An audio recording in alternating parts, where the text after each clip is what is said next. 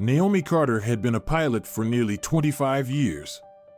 She had flown in every kind of weather, through turbulence that rattled passengers to their bones, across night skies so clear they seemed endless. She had trained in the military before moving to commercial airlines, and now, at 48, she carried the kind of presence that made people take notice. That morning at Denver International Airport, she walked with the steady confidence of someone who had spent half her life in uniform. Her captain's stripes were sharp on the sleeves of her crisp navy blue jacket, her pilot's wings pinned just above her heart. Her travel bag rolled smoothly behind her as she made her way through Terminal B, the early morning crowd bustling around her. Today should have been routine. A morning flight from Denver to Atlanta, a short layover, and then back home. She had done it 100 times. But routine had a way of breaking when you least expected it. As she approached the Stratosphere Airlines crew lounge, she adjusted her hat and swiped her badge at the door. The small red light blinked, and the lock didn't release. Naomi frowned and tried again. Still red. She glanced around, her dark brown eyes scanning the space, looking for a staff member. A voice cut through the quiet. "Can I help you?" Naomi turned and found herself face to face with a middle-aged man in a neatly pressed airline blazer. His name tag read Gerald Matthews, crew manager. His eyes flicked over her, lingering on her face, then her uniform, then her badge. "My access isn't working," Naomi said evenly, holding up her ID. "I'm Captain Naomi Carter. I'm flying SA-127 to Atlanta this morning." Matthews didn't take her badge. He crossed his arms instead. "This lounge is for Stratosphere Airlines crew." Naomi held his gaze. "I am Stratosphere Airlines crew." Matthews made a noise in his throat, something between a scoff and a sigh. "I'll need to verify that." For a moment, Naomi said nothing. This wasn't the first time something like this had happened. It wasn't the second or even the 10th.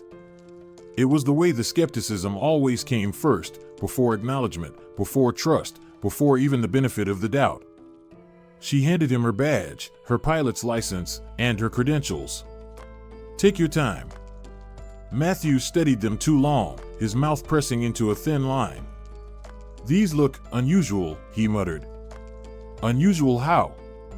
Naomi asked, her voice steady.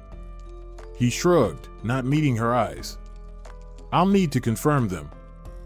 Naomi exhaled slowly, keeping her temper in check. "Mr. Matthews, I've been flying for 25 years. If my credentials weren't valid, I wouldn't have made it through security. If my badge was faulty, TSA would have flagged it. The issue here isn't my ID. So, I'll ask again, what's the real problem?" Matthews shifted on his feet. "We've had issues with unauthorized personnel. Just being cautious." Behind them, a white male pilot in his early 50s strode up to the door, pulled out his badge, and swiped it. The light turned green immediately, and the lock clicked open. "Morning, Captain Reynolds," Matthews greeted him with an easy nod. Reynolds, whom Naomi had flown with before, barely glanced their way as he entered the lounge. Naomi turned back to Matthews. "Interesting," she said, keeping her voice even. "Did you verify his credentials?" Matthews' lips thinned. "I know him." Naomi smiled without warmth. "That's convenient." Matthews exhaled, rubbing his temple. "Look, there's a public waiting area down the hall. You can wait there while I check with security." Her grip on her flight bag tightened. A deep, old anger stirred inside her. The kind she had learned to live with, to push down. The kind that came from being questioned in spaces she had earned her place in. She was about to respond when another voice broke in. "Excuse me," said a young black woman in a first officer's uniform, stepping forward. "Jordan Matthews." Naomi had flown with Jordan before. She was sharp, hardworking, and only a few years into her commercial aviation career. Jordan's gaze moved between Matthews and Naomi. "Is there a problem?" "Not at all," Matthews said too quickly. "I was just explaining to..." She's Captain Carter, Jordan interrupted. And she's flying the Atlanta route this morning. Matthews gave a tight smile. Her credentials need verification. Jordan's face darkened. I've flown with Captain Carter before. She's one of Stratosphere's most senior pilots. You don't need to verify anything. Naomi placed a hand on Jordan's arm, a silent message, I've got this. Matthews adjusted his tie. Look, it's nothing personal. Just protocol. Naomi tilted her head. Has anyone else needed their credentials verified this morning? Matthews didn't answer. Jordan muttered under her breath. Unbelievable. Naomi exhaled. She could argue all day and still get nowhere. Some people weren't meant to be convinced. She pulled out her phone and dialed a number. Director Langley, she said when the call connected. I'm at Denver, and we have a situation. Matthews' posture stiffened at the mention of Director Marcus Langley, one of the FAA's senior oversight officials. Naomi turned slightly away, keeping her voice professional but firm. I'd like an immediate review of the crew access protocols at Denver. I'm standing in front of the lounge right now, being denied entry for reasons that seem inconsistent. A pause. Then Langley's voice, steady. That's unacceptable. I'll handle it. Naomi ended the call. Matthew's expression was unreadable now, his face a mix of nervousness and irritation. You didn't have to do that, he muttered. No? Naomi asked, tucking her phone away. I disagree. For a few long seconds, no one moved. The tension crackled between them, sharp as static electricity before a storm. Then, with a sigh, Matthews turned to the door, pulled out his access card, and swiped it for her. The lock clicked open. Naomi gave him a small, polite nod. Then she walked past him, through the door, without another word. Inside, the lounge was just like any other. Soft chairs, a coffee machine humming in the corner, the quiet murmur of pilots chatting before their flights. But Naomi barely noticed. She took a slow breath, pressing down the anger and exhaustion that had followed her into too many rooms over the years. Jordan sat down beside her, shaking her head. Captain, I don't know how you stay so calm. Naomi let out a quiet laugh. Years of practice. Jordan hesitated, then said, it shouldn't still be like this. No, Naomi agreed. It shouldn't. The weight of that truth settled between them, heavy and unspoken. But Naomi wasn't finished. The lounge door closed behind her, but something else had opened, a door that led straight to bigger questions. Questions about who was being shut out. And, more importantly, why. Naomi Carter sat in the pilot's seat of Flight SA-127, her hand steady on the controls as the aircraft hummed beneath her. The Denver skyline faded behind them, swallowed by the bright morning sky, but her mind wasn't on the flight. It should have been routine. Takeoff had gone smoothly, the air was calm, and the flight path was clear. But nothing about this morning had been routine. Not the crew lounge incident. Not the way Gerald Matthews had looked at her. Not the sick feeling that had settled in her chest, a weight she couldn't shake. She had seen this before. It wasn't just about a locked door. It never was. She could have let it go. She had let things go before, brushed them off, pushed them down, told herself that making a fuss would only make things harder. But not this time. Jordan Matthews, her first officer, glanced over from the co-pilot seat. You're quiet, Captain. Naomi forced a small smile. Just thinking. About what happened back there? Among other things. Jordan hesitated, then said, I can't stop thinking about it either. That look on Matthews' face, like he was just waiting for you to back down. Like he expected it. Naomi exhaled slowly. I imagine he did. Jordan shook her head. If they're treating you like that, the most senior black woman in the airline, what's happening to the younger pilots? The ones without your rank? The ones without the connections to make a phone call to the FAA? That was the question, wasn't it? Naomi had spent her career proving herself. Over and over again. She had thought, hoped, that with enough years in the cockpit, enough flight hours, enough promotions, she would finally be beyond it. But the lounge door at Denver had locked just the same. And that meant something. It meant she needed to find out if it was just one bad apple or if there was rock beneath the surface. By the time Flight SA-127 landed in Atlanta, she had made up her mind. She pulled out her phone and called Marcus Langley, her contact at the Federal Aviation Administration. "Marcus, it's Naomi." "Captain Carter," he said, his voice warm. "What can I do for you?" "I need your help." She told him about the crew lounge incident, but more than that, she told him about the unease she couldn't shake. The stories she had heard from younger pilots, the quiet complaints, the missed promotions, the strange scheduling patterns. "I need to know if there's more to this," she said. There was a pause on the other end of the line. Then Langley sighed. "You're not the first to raise concerns about Stratosphere Airlines," he admitted. Naomi sat up straighter. "What do you mean?" "I mean, we've had whispers, Naomi. Nothing solid. But reports of certain pilots being assigned harder schedules. Of maintenance logs that don't quite add up. Of pilots being pushed past their limits." She felt her stomach tighten. "So, we investigate." Langley hesitated. "You know what that means. If we pull this thread, we might find something, or we might bring down an entire airline." Naomi's voice was steady. "Then we do it the right way. Step by step. No assumptions. Just the truth." Another pause. Then Langley said, "I'll send a team to review the logs. But you should start by talking to the people who know what's happening inside the airline."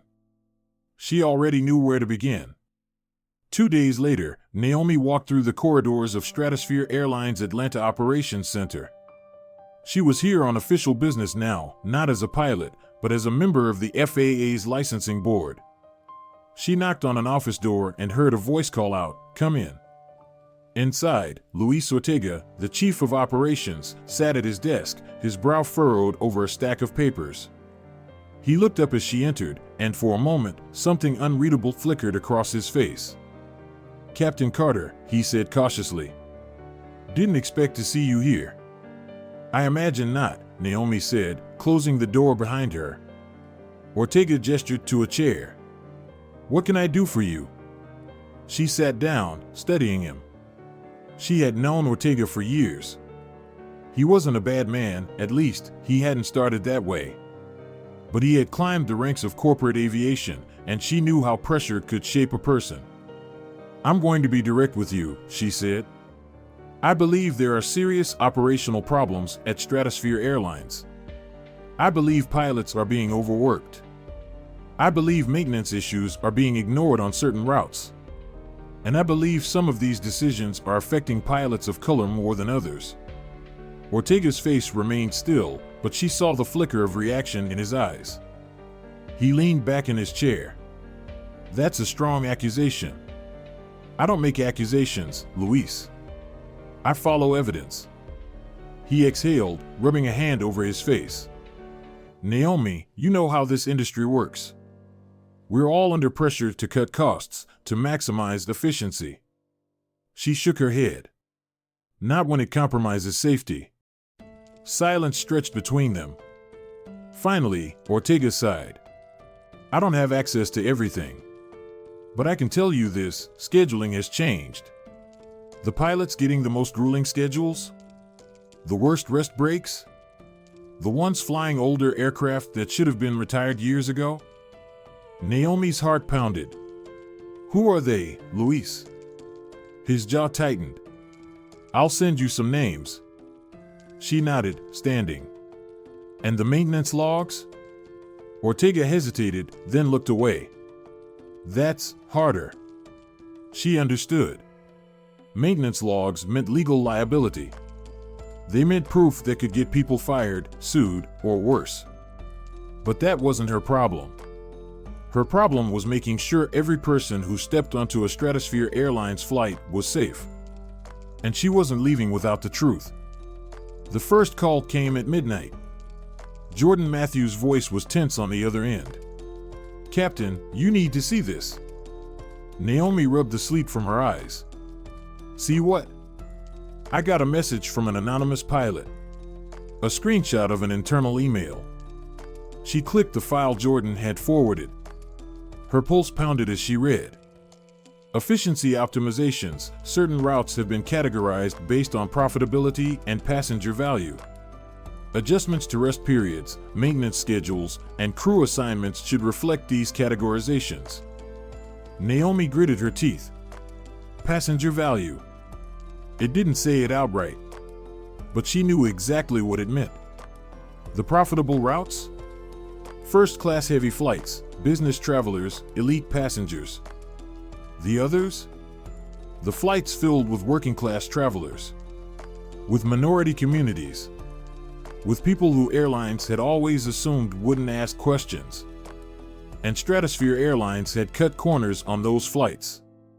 Tighter schedules, less rest, deferred maintenance. It was deliberate.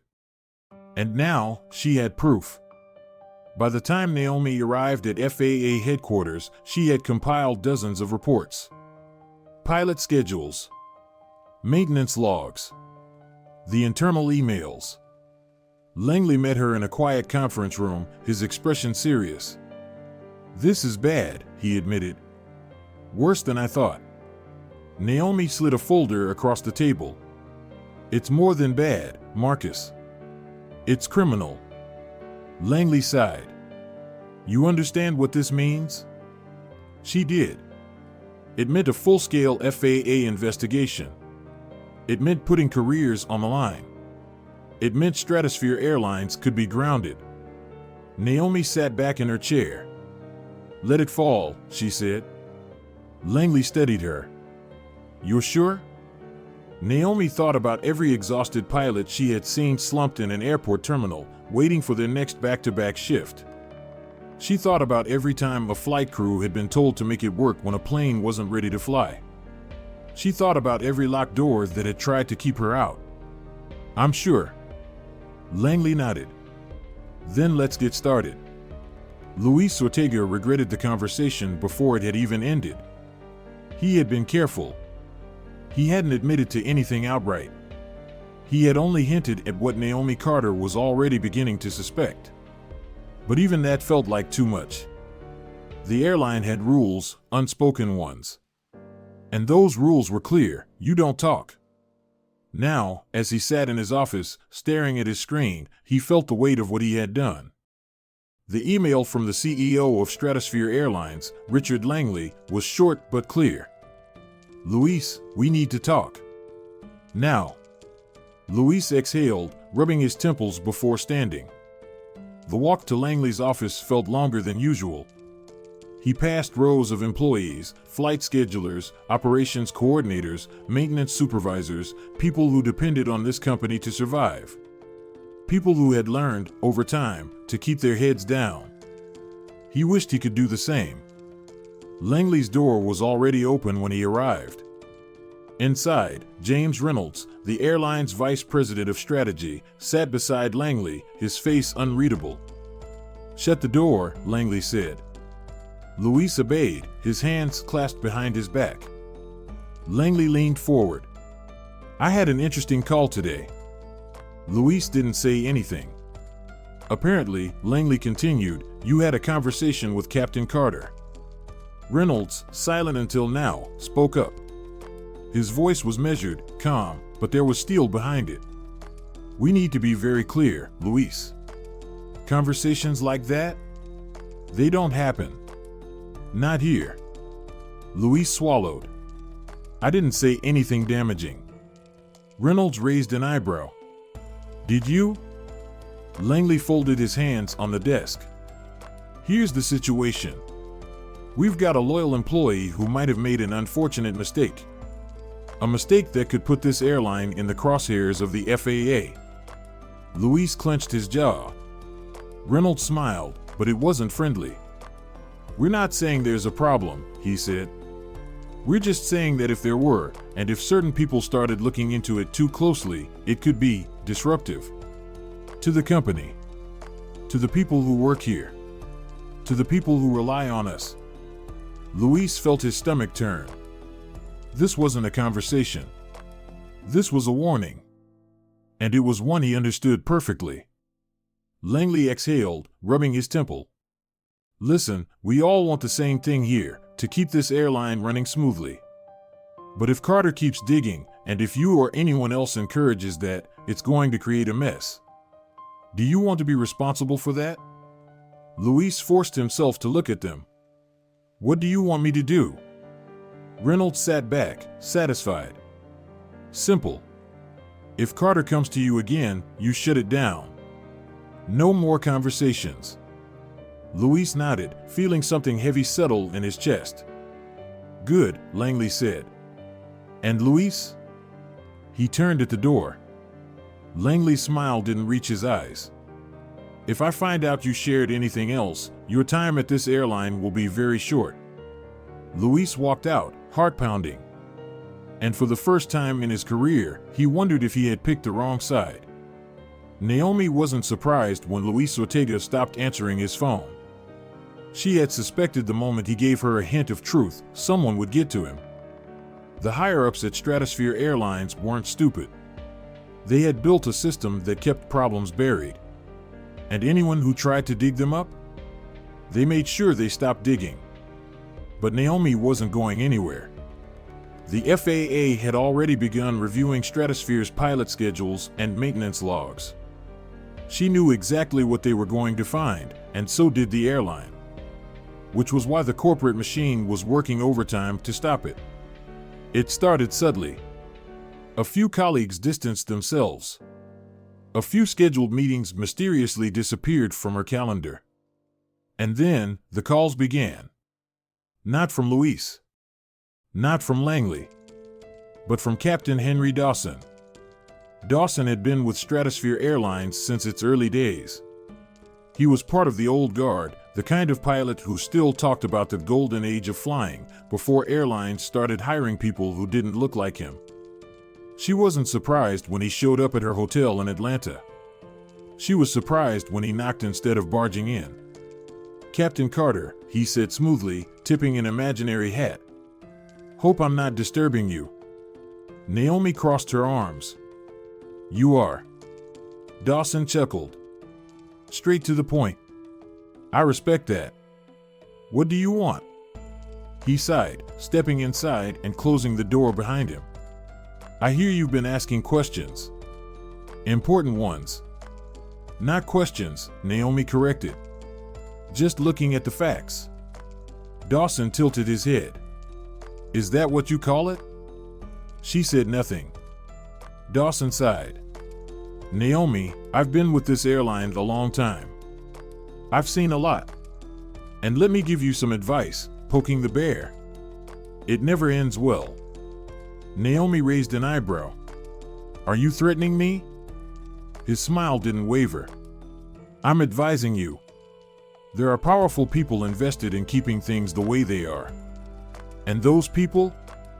They don't lose." Naomi let the silence stretch before answering. "Maybe it's time they did." Dawson's smile faded. For the first time, he looked tired. "This isn't just about you," he said. "You push this, and it's going to hurt other pilots. Especially pilots like you. People already think the FAA's going soft, talking about diversity, inclusion, all that nonsense." Naomi's jaw tightened. "You make too much noise, and you'll just make it harder for the next black woman who wants a seat in that cockpit." Naomi took a slow breath. Then she stepped forward. "I spent 25 years proving myself," she said quietly. "And yet, somehow, a man like you can walk into this room and act like I don't belong here. Like the problem isn't the people cutting corners, but the people pointing it out." Dawson shook his head. "Naomi, I'm not the one making things harder," she interrupted. "They are. And I'm done letting them get away with it." Dawson studied her for a long moment. Then he sighed. "Well," he said, heading for the door, "I hope you know what you're doing." She did. And she was just getting started. The next morning, Stratosphere Airlines filed a formal complaint with the FAA, claiming Naomi had a conflict of interest in the investigation. It was a desperate move, but an effective one. The complaint meant the investigation could be delayed, slowed down, buried under bureaucracy. The goal was clear: buy time. Kill momentum. Make her give up. But what they didn't understand was that Naomi Carter had never given up on anything in her life. So she did what they didn't expect. She went public. Naomi called a press conference outside the FAA's regional office in Atlanta. With reporters gathered, cameras rolling, and a microphone in front of her, she did what they feared most. She told the truth. Stratosphere Airlines has been cutting corners on safety and pilot schedules, and we have the evidence to prove it. She looked directly at the cameras. And instead of fixing the problem, they're trying to shut me up. The reporters exploded with questions. "Captain Carter, are you saying Stratosphere Airlines is endangering passengers?" "Yes," Naomi said simply. "Do you believe you're being targeted because of your race?" Naomi met the reporter's gaze. "I believe I am being targeted because I refuse to look the other way." Langley's phone nearly exploded with calls. Stratosphere's legal team scrambled. Because now? This wasn't just an investigation. It was a national story. And for the first time, the people in power were afraid. Naomi Carter had spent her entire career in the sky, but now she was bringing an airline to the ground. The news spread faster than turbulence on a bad day. The FAA had suspended Stratosphere Airlines' operating license, effective immediately. For passengers waiting at airport gates across the country, the announcement came over the loudspeakers like a shockwave. "Attention travelers, due to an operational issue, all Stratosphere Airlines flights have been canceled until further notice. Please check with airline representatives for rebooking options." In an instant, chaos erupted in airports from Denver to Atlanta, from New York to Los Angeles. Stranded travelers crowded customer service desks. Airline staff scrambled to answer questions they didn't have answers to. And at the center of it all was Naomi. She stood inside the FAA's regional office in Atlanta, her phone ringing nonstop, reporters waiting outside, the weight of what had just happened pressing down on her shoulders. She had done the right thing. So why did it feel so heavy? Marcus Langley, her contact at the FAA, stood beside her, rubbing his jaw. "You know what you just did, right?" Naomi nodded, eyes steady. "I know." "You didn't just ground an airline," Langley said. "You grounded one of the biggest airlines in the country. You just made a whole lot of people very, very mad." Naomi exhaled, running a hand over her forehead. "If they're mad at me for keeping people safe, so be it." Langley sighed. "They're not just mad, Naomi. They're coming for you." And he was right. The moment Stratosphere Airlines CEO, Richard Langley, heard the news, he exploded. His secretary, Emily, had barely finished relaying the FAA's announcement before he slammed his phone onto his desk. "This is insanity," he barked. "They can't just shut us down." James Reynolds, his VP of strategy, was already on his laptop, trying to assess the damage. "It's worse than we thought," he said grimly. "They're not just suspending operations. The FAA is launching a full-scale investigation into our maintenance records, our scheduling practices, everything." Langley's face darkened. "Get me the FAA chairman. Get me every senator, every contact we have in Washington. We are not going down like this." Reynolds hesitated. "Sir, it might not be that simple." Langley turned on him, eyes blazing. "Why the hell not?" Reynolds cleared his throat. "Because Captain Carter went public." Langley froze. "What?" "She held a press conference. The networks are already running it. She said we've been cutting corners, on safety, on pilot fatigue, on everything. Langley swore under his breath. Reynolds kept going. Passengers are already demanding refunds. The stock is plummeting. And worst of all, he turned the laptop screen toward Langley. A headline from a major news outlet flashed across the screen. Stratosphere Airlines grounded, whistleblower Captain Carter exposes dangerous airline practices. Langley stared at it, silent. Reynolds closed the laptop. The court of public opinion has already made up its mind. Langley inhaled sharply, then exhaled. Then we fight back. Naomi had expected retaliation. She just hadn't expected it this fast. The morning after the FAA's announcement, she woke to an inbox flooded with messages. Some were from pilots thanking her. Some were from passengers terrified by what they had just learned. But some were worse. The threats were vague but clear. Stay out of this. Watch your back. You're ruining lives. She ignored them. She had bigger things to worry about. Because while Stratosphere Airlines had been grounded, the fight was far from over. She arrived at the FAA's Atlanta office to find a legal team waiting for her.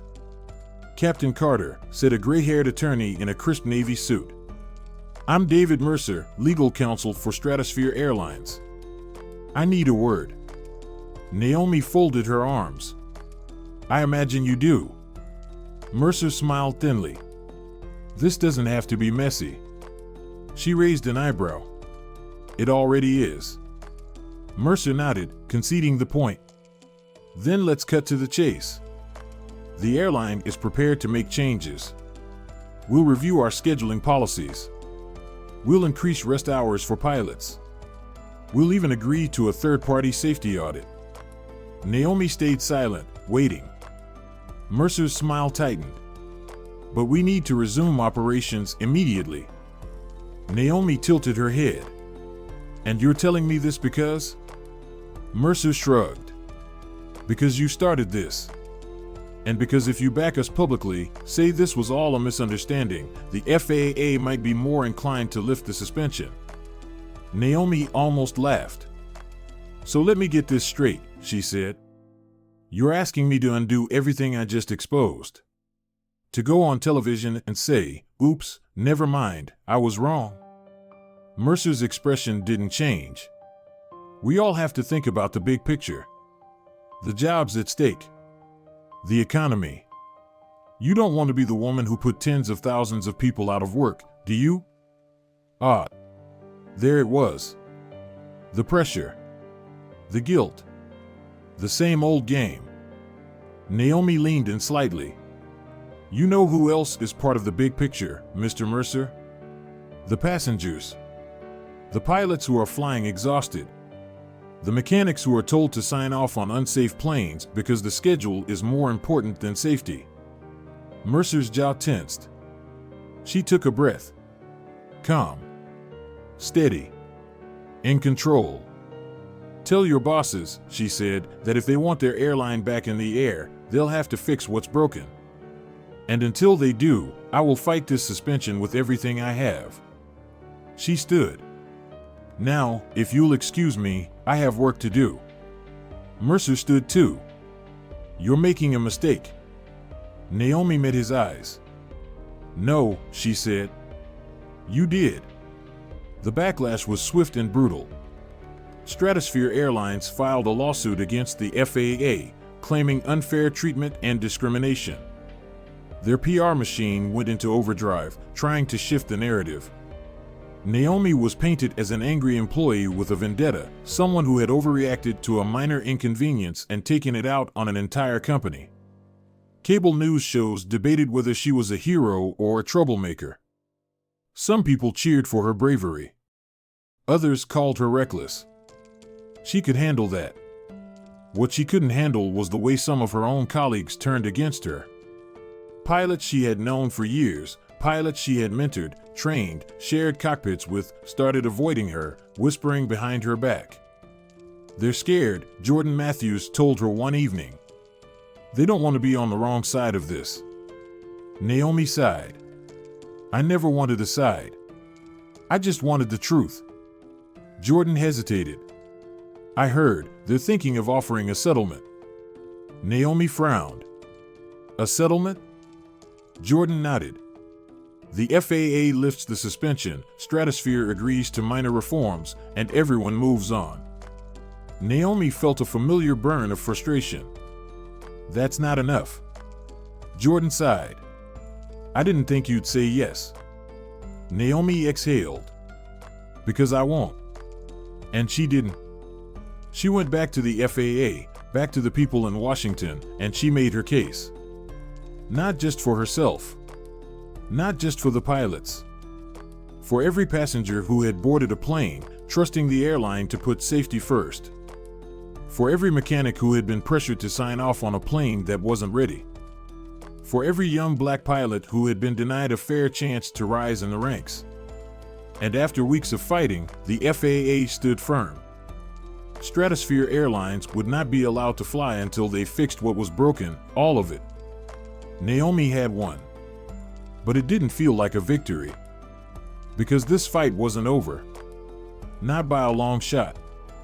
And she wasn't going anywhere. Naomi Carter had spent her entire career fighting to be seen. To be heard. To be respected. Now, the world was watching her, but for all the wrong reasons. The hearing room in Washington, D.C. was packed. Cameras lined the back walls, reporters whispered in the aisles, and rows of stern-faced lawmakers sat behind long wooden desks. At the center of it all, Naomi sat tall in her chair, her pilot's uniform crisp, her hands folded on the table in front of her. She had testified before aviation boards, safety committees, even military panels when she was younger. But this was different. This wasn't just about one airline anymore. This was about all of them. The man across from her cleared his throat. Senator Mitchell, chairman of the Transportation Oversight Committee, looked at her over the rim of his glasses. Captain Carter, he said, his voice calm but firm, you understand why we've called you here today? Naomi met his gaze. I do, sir. He adjusted his glasses. The decision to ground Stratosphere Airlines has had significant consequences. Thousands of passengers stranded. Thousands of employees without work. The airline itself teetering on the edge of collapse. He paused, letting the words settle. Many people are calling this an overreach by the FAA. That you acted out of personal bias, not concern for safety. Naomi felt the weight of the moment pressing down on her, but she refused to shrink under it. With respect, Senator, she said, her voice steady, I did not ground Stratosphere Airlines. They did that to themselves. A murmur rippled through the room. Mitchell tilted his head. Elaborate. Naomi sat up straighter. The FAA's decision wasn't about one incident. It was about a pattern, a dangerous, deliberate pattern of neglect. She paused, making sure every word landed. Would you like to hear what we found? Mitchell hesitated. Proceed. Naomi opened a folder in front of her. She had already memorized the details, but she wanted them to see the proof. In the past 18 months, Stratosphere Airlines knowingly assigned fatigued pilots to long-haul flights. They ignored maintenance warnings on aircraft flagged for repairs. They falsified logs to show compliance where none existed. She let the words hang in the air. Mitchell frowned. And you have evidence of this? Naomi nodded. Yes, sir. FAA auditors have compiled hundreds of documents, testimonies, and internal emails proving these violations. She lifted a sheet of paper. Would you like me to read some of them? The senator cleared his throat. That won't be necessary. Naomi folded her hands again. Then I ask you, Senator, if a plane had gone down because of these failures, would we be having this conversation? Or would we be sitting here after a tragedy, asking why no one did anything? Silence. A younger senator to the right of Mitchell leaned forward. Senator Harris. Captain Carter, he said, let's be honest. Some are saying that you, pardon the expression, wanted to make a statement. That this was about sending a message rather than enforcing the law. Naomi looked at him carefully. "Senator, I don't care about making statements. I care about saving lives." Another murmur spread through the room. Mitchell cleared his throat. "Captain Carter, what do you say to the Stratosphere Airlines employees, pilots, flight attendants, ground crews, who have lost their jobs as a result of this grounding?" Naomi sighed. "I say they were failed by their leadership. By an airline that put profits over people." She softened her voice, but not her resolve. "I have spent 25 years in aviation. I have flown through storms, across oceans, and through situations most people can't even imagine. And I can tell you this, when you board a plane, you put your life in the hands of the crew and the company that operates it." She looked around the room. "So I ask you, if that company is lying about safety, would you want your family on that plane?" The question hung heavy in the air. No one answered. Outside the hearing room, the press was waiting like wolves. Naomi stepped out into the bright DC sunlight, Jordan Matthews at her side. The reporters swarmed. "Captain Carter, do you believe Stratosphere Airlines will survive this? What do you say to critics calling this a racial vendetta? Is this the beginning of a larger push for industry-wide reform?" Naomi stopped walking. She turned slowly, facing the cameras. She took a breath. She had one shot to make this clear. "This was never about one airline," she said. "This is about an entire industry that has, for too long, been allowed to cut corners at the expense of safety." Flashes popped. Microphones pushed closer. "If you are a pilot, a flight attendant, a mechanic, someone who works in aviation, I see you. I hear you. And I know you have been afraid to speak up because you fear retaliation. Because you fear losing your job." She met the cameras head on. "I promise you this, you are not alone anymore." And with that, she walked away. The backlash hit like a storm. Pundits on television called her reckless, dangerous, a troublemaker. The airline's attorneys tried to force the FAA to reverse its decision. Even some fellow pilots turned against her, claiming she had made things worse instead of better. Naomi didn't flinch. She had known this was coming. One night, after another long day of meetings, she sat in her small DC hotel room, staring out at the city lights. Her phone buzzed. She expected another reporter, another lawyer, another problem. But it was her father. She answered. "Hey, Dad." His voice was quiet, warm. "I just saw the news." Naomi sighed, rubbing her temples. "And?" A pause. "I'm proud of you, baby girl." She closed her eyes. All the noise, all the attacks, all the doubts, none of it mattered in that moment. "Thanks, Dad." "You holding up?" She smiled slightly. "Trying." A chuckle. "That's all you can do." They talked for a little while, about home, about her mother, about the life outside of all this madness. By the time she hung up, she felt lighter. The fight wasn't over. But she wasn't alone. 2 weeks later, the tide began to turn. Pilots, ones who had been too afraid to speak before, started coming forward. Flight attendants told their own stories of ignored safety warnings, of exhaustion so deep they had fallen asleep standing up. Even mechanics started leaking documents, proving that Stratosphere Airlines had knowingly delayed repairs to save money. And just like that, the narrative shifted. Naomi was no longer a lone voice. She was the spark. By the time the FAA announced that Stratosphere Airlines would remain grounded until sweeping changes were made, Naomi knew she had won the battle. But the war? That was just beginning. Because now, other airlines were under scrutiny. Now, Congress was talking about new laws. Now, the industry couldn't ignore the truth anymore. And Naomi Carter? She wasn't done yet. Not by a long shot. Naomi Carter stood at the edge of the tarmac, the wind brushing against her face as she watched a plane take off into the afternoon sky. It was a sight she had seen thousands of times before, but today, it felt different. Today, she wasn't just a pilot. She was something more. It had been months since the FAA had grounded Stratosphere Airlines. Months of hearings, legal battles, public scrutiny, and behind-the-scenes negotiations. The airline had fought tooth and nail to regain its license, but the truth was too big to ignore. They had cut corners, risked lives, and manipulated the system for profit. Now, they were paying the price. But this wasn't just about one airline anymore. The shock of Stratosphere's grounding had sent waves through the entire industry. Other airlines had been watching, wondering if they would be next. And as the evidence piled up, testimonies from pilots, maintenance records, leaked emails, it became clear that Stratosphere wasn't the only one playing fast and loose with safety.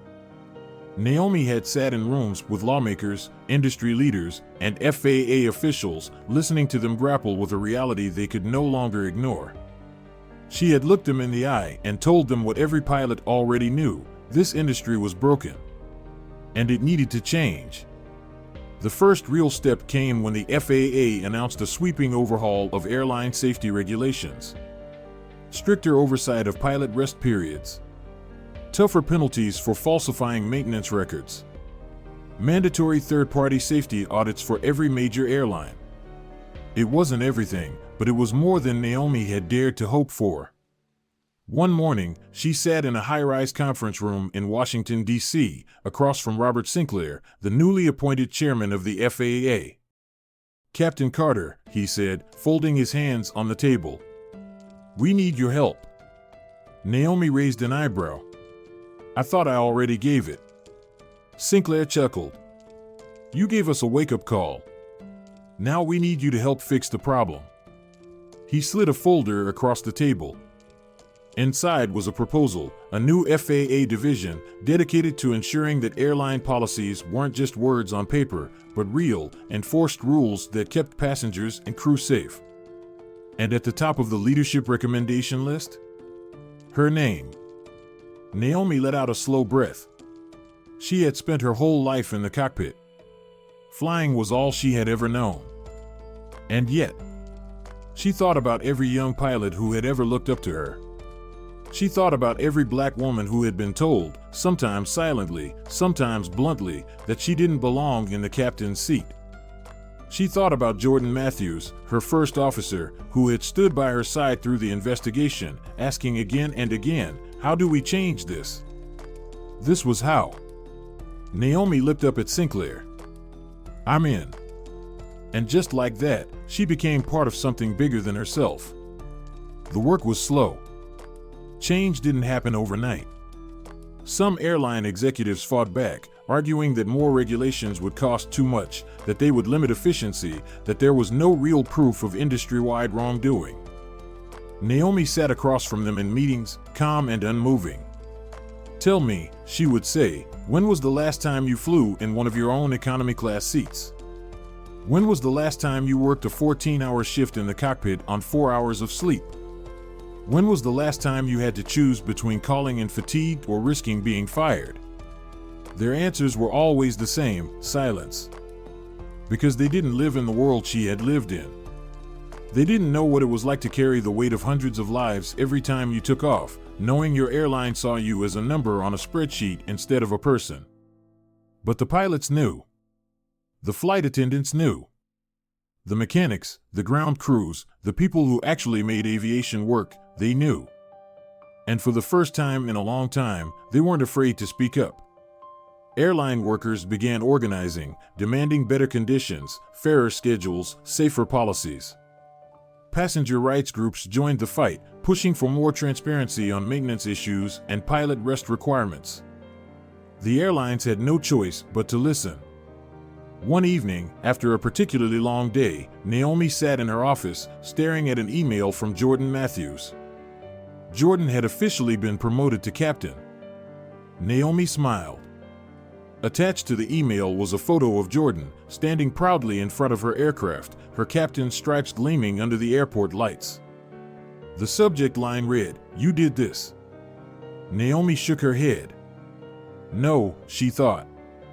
We did this because this wasn't about one person. This was about all of them. A few weeks later, Naomi attended a public hearing on the state of aviation safety. A senator asked her, "Captain Carter, what's the real solution here? How do we prevent this from happening again?" Naomi took a deep breath. "The solution," she said, "is simple. The real question is whether we have the courage to do it." She let her eyes move across the room. We need to stop treating pilots like machines. We need to stop treating airline workers like they're disposable. We need to stop cutting corners just to squeeze out a few extra dollars. She leaned forward. The solution is respect. Respect for the people who keep these planes in the air. Respect for the passengers who trust us with their lives. And respect for the truth, even when it's inconvenient. The room fell silent. Because she wasn't just talking about aviation anymore. She was talking about something bigger. She was talking about an entire system that had forgotten the people at the heart of it. And now they were taking it back. Months later, when Naomi walked through an airport, she noticed something. It wasn't just the way people recognized her now, the respectful nods, the hushed conversations, the occasional passenger who stopped her to say, "Thank you for what you did." It was something deeper. She saw pilots walking taller, no longer afraid to speak out. She saw flight attendants meeting each other's eyes, knowing they weren't alone anymore. She saw young black women in pilot uniforms, more than she had ever seen before, standing at the gates, waiting for their flights, belonging. And she knew it had been worth it. Because the sky was finally changing. And it would never be the same again. Naomi Carter had spent her life reaching for the sky, but she never imagined she would become a light for others to follow. It had been nearly a year since the battle with Stratosphere Airlines. A year since she sat in Washington, defending herself before lawmakers and standing firm against the powerful forces that had tried to silence her. A year since she had risked everything, her career, her reputation, to do what was right. Now, as she walked through the bustling corridors of Atlanta's Hartsfield-Jackson International Airport, she saw something that made it all feel real. There, near Gate B-17, a young black woman in a crisp pilot's uniform stood talking to a small group of cadets. She had Jordan Matthews' energy, the same fire in her eyes. Naomi stopped, listening in. "I know it can feel impossible sometimes," the young woman was saying. "Like you're climbing a mountain that wasn't meant for you." But that's what they used to tell Captain Carter, too. At the sound of her name, Naomi smiled. One of the cadets turned and gasped. "Captain Carter." The young pilot looked over and grinned. "Well, I guess I don't need to introduce you." Naomi chuckled, stepping forward. "I think you were doing just fine." The cadets were in awe. "Ma'am," one of them said breathlessly, "it's an honor to meet you." Naomi glanced at their uniforms. Flight Academy students. Future pilots. The next generation. And suddenly, she realized what she had done. She had spent so much time fighting for change that she had barely stopped to see what had changed. Here they were, young women and men, full of hope, standing in an airport, dreaming of the sky. Naomi took a deep breath. "Tell me," she said, "why do you want to fly?" The first cadet, a young woman with tight curls tucked under her cap, spoke first. "Because of you, ma'am." Naomi blinked. The young woman shifted nervously. "I saw your interview, the one after the FAA hearing. You said pilots aren't machines. That we deserve respect. That people like us belong in this industry." She swallowed. "My parents told me aviation wasn't for people like us. That I should pick something easier. But then I saw you. And I knew I had to try." Naomi felt a lump rise in her throat. All the battles. The stress. The days she had questioned if it was worth it. This was her answer. A second cadet, a young man with deep brown eyes, nodded. "It's not just pilots, Captain. Because of what you did, I heard my dad, he's a mechanic, talk about standing up to his boss for the first time in his life. He told them no when they tried to make him sign off on a repair that wasn't done right. Naomi felt her heart swell. This was bigger than her. Bigger than one pilot, one case, one airline. She had changed the rules of the game, and now people weren't just playing. They were winning. The young pilot who had been speaking earlier extended her hand. "I'm Captain Sarah Williams, by the way. Just made first officer." Naomi shook her hand firmly. "Congratulations." Sarah smiled. "Wouldn't have happened without you." Naomi steadied her, then made a decision. "Walk with me," she said. Sarah hesitated, then nodded.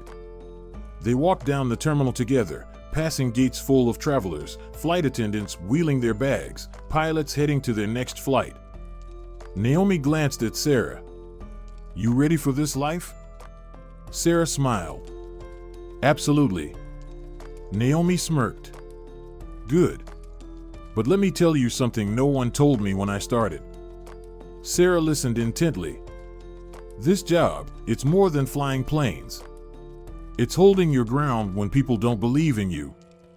It's knowing the difference between a mistake and a pattern.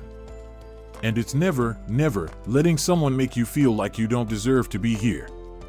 Sarah nodded, her expression serious. "I understand." Naomi looked ahead, watching as another plane roared down the runway and lifted off.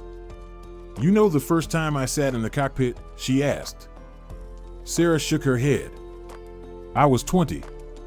Still in the Air Force. I remember touching the controls and thinking, this is mine. No one can take this from me." She exhaled. "But I was wrong. Because people did try to take it from me. They tried to question my place. Tried to push me out. And I let them for a long time. I just put my head down and flew." Sarah frowned. "But you didn't stay silent." Naomi smiled. "Not forever." They reached a window overlooking the tarmac, the sun casting long shadows across the planes waiting to depart. Sarah looked at Naomi. "How did you know when it was time to speak up?" Naomi considered that. "For years, I thought just doing my job well would be enough. That if I was the best, people wouldn't question me. That they'd see me, respect me." She let out a small laugh. "Turns out, I could have flown 1,000 perfect flights, and it still wouldn't have been enough for some people." Sarah nodded. She knew exactly what Naomi meant. "So I stopped waiting for permission," Naomi said. "I stopped waiting for someone else to fight for me. And when I saw something wrong, I said something." She turned to Sarah. "And so will you." Sarah swallowed. "I hope so." Naomi squeezed her shoulder. "You already have." A crackling voice came over the loudspeaker.